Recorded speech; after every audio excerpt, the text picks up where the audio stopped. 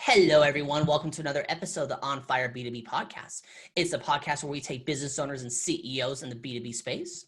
6 questions, 9 minutes, because the best know when to be concise and when to end. Let's get to it. Question number 1, in a couple sentences, tell me who you are and what do you do? Hi, Bob. So I'm Wendy Frado of empowermentstrategies.net, and my company exists to help people maximize their potential and dial down stress and free up their natural genius. So we live in a stressful world, which I'm sure I don't need to tell you, particularly in 2020. So most people need better solutions for stress and emotional management. So I help my clients to find clarity and the ability to rest and renew their enthusiasm so that they can actually enjoy driving toward those important goals. Love it, Wendy. Question number 2, what is the best thing about working with businesses? Well, for me, it's leverage, because when we work with someone in a business, personal results are magnified. When a key employee is happier, more creative, and more productive, it can really change the entire company for the better. So helping a company to function better can also then touch the lives of lots of other people and affect them positively and affect the surrounding economy. So to me, that's just so much more bang for the work that I do, and that's exciting. Absolutely. That's awesome. Question number 3. I'm hearing from other top executives and owners that using quotes from clients dramatically increase conversions and sales. What are your thoughts? Yes, I absolutely agree.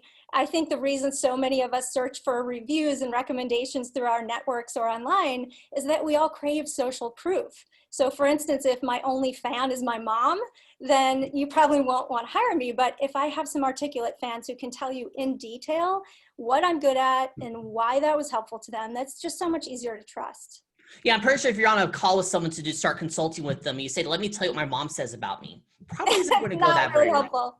There we go. Question number 4. What advice you share with other companies working in the B2B industry? Go. Yeah, well, there's really, for me personally, what I work on in my business is really all about helping people to dial down stress and be at their best so that they can give their best to their business, which, anyone who has a business knows that it is not easy. You don't have your own business because it's the easy path, right? Right. So in order to keep yourself in the game, there are lots of things that you need to do. Some of them you've heard often, but I will reiterate. You do need to be getting enough sleep, drinking enough water, eating healthy food, moving your body, also bringing some fun into your life, which, sometimes business owners forget how important that is, to stay inspired and to stay connected to the people in your life who are really important and the things that really help you renew your enthusiasm and energy for the goals that you have. So that's really important. Then also, I kind of go into this whole other area in my business that it's kind of unusual. So not only do we focus on all of those physical things and also the way that you're thinking and things that might be getting in the way of you formulating the best goals for yourself and your business, we also delve into the emotional aspects of things, which, I sort of think of emotions as the final frontier. Like, it's just not an area where a lot of us have a lot of strategies for handling the emotions that come up as part of the daily grind, whether it's, your business, your family, whatever.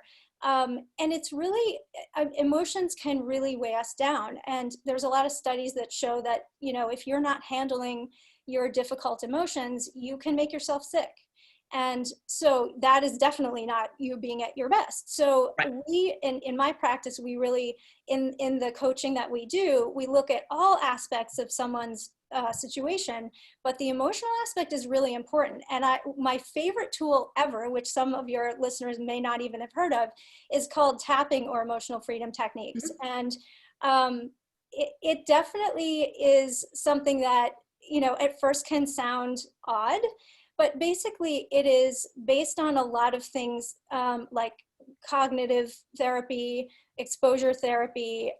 There's some aspects of like energy work, but it's not real hoo-hooey. It's kind of more, it's very practical actually. So even in the space of like a few minutes, it's incredible how much better someone can feel on that emotional level. Like say they want to make this big goal, but it's really scary.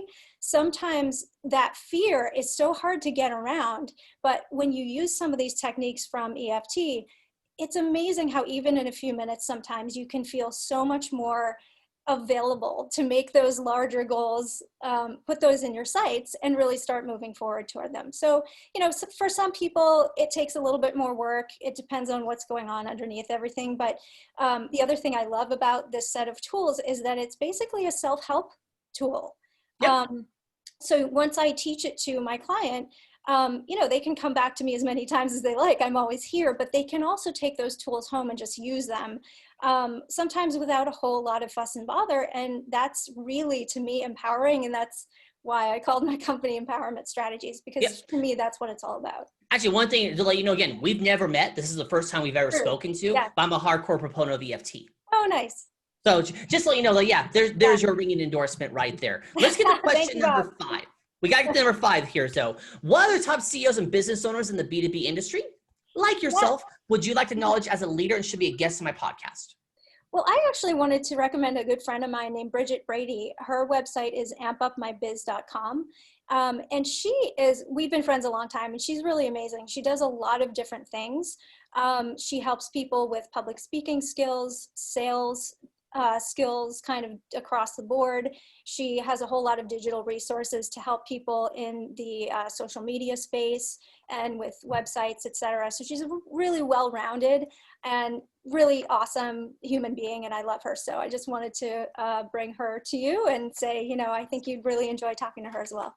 Awesome. I will look up more done here. But number 6, most important question of the podcast, Wendy. Focus on this one. Yes. Hey, Wendy, tell me about your first time. First sale. Well, I had, just sort of finished all of my education that I needed to do. I got a life coaching certification and an EFT certification. And I just, I hung out my shingle and I had myself listed on a bunch of professional directories. And, I had my first client I did not know call me and say, I'm interested. And so, we talked and she came in as a client, and, that was the first time, and it was scary and exciting all at once, and I was off and running. Perfect. I love how basically you put it out there and here you go. Yeah. You're here now. I love it there. Wendy, you've got 1 minute and 53 seconds left. Ooh. Promo time. Ask me a question. Talk about the weather, or since the best note wouldn't be concise and when to end, we end early. Go. Yeah.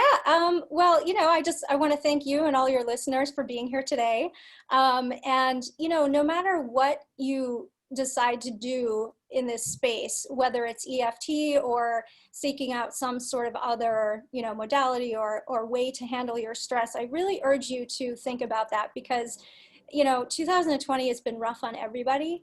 And it's not over yet, and I think that this is just an area of such importance. I really wish that more people had tools to handle their kind of internal, emotional, and sometimes mental world where things can become really overwhelming.